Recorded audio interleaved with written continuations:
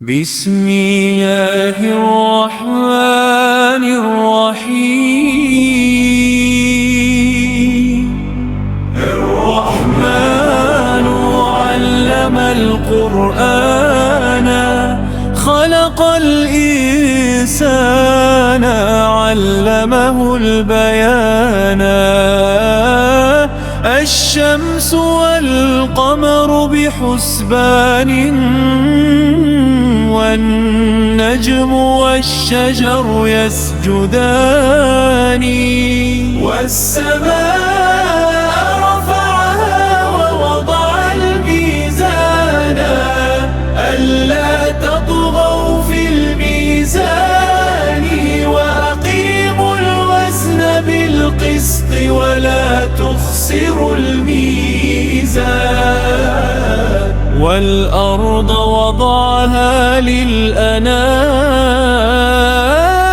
فيها فاكهة والنخل ذات الأكمام، والحب ذو العصف والريحان. فبأي آلاء ربكما تكذبان؟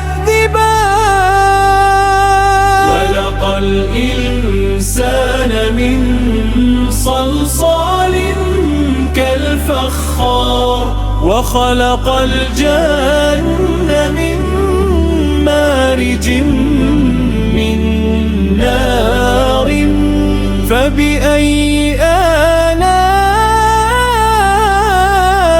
ربكما تكذبان؟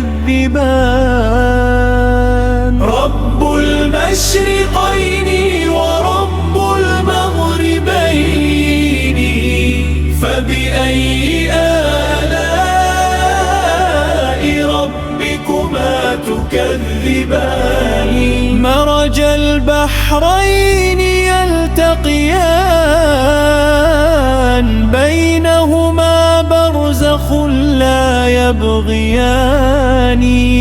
فبأي آلاء ربكما تكذبان؟ يخرج منهما اللؤلؤ والمرجان. فبأي آلاء ربكما تكذبان؟ وله الجوار المنشآت في البحر كالأعلام. فبأي آلاء ربكما تكذبان؟ كل من عليها فان،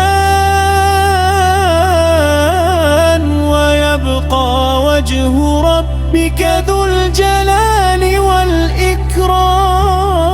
فبأي آلاء ربكما تكذبان؟ يسأله من في السماوات والأرض، كل يوم هو في شأن. فبأي آلاء ربكما تكذبان؟ سنفرغ لكم أيها الثقلان. فبأي آلاء ربكما تكذبان؟ يا معشر الجن والإنس إن استطعتم أن تنفذوا من أقطار السماوات والأرض فانفذوا، لا تنفذون إلا بسلطان. فبأي آلاء ربكما تكذبان؟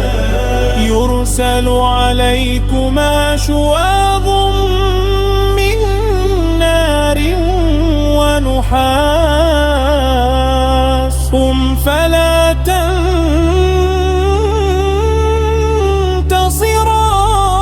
فبأي آلاء تكذبان فإذا انشقت السماء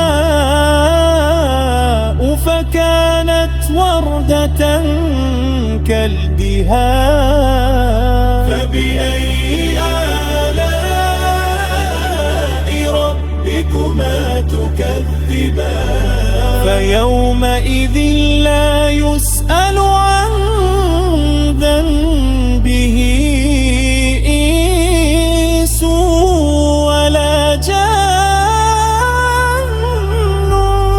فبأي آلاء ربكما تكذبان فيهما عينان تجريان فبأي آلاء ربكما تكذبان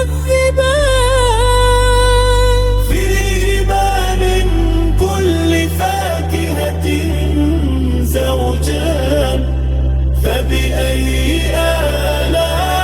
آلاء ربكما تكذبان متكئين على فرش أقائنها من استبرت وجنى الجنة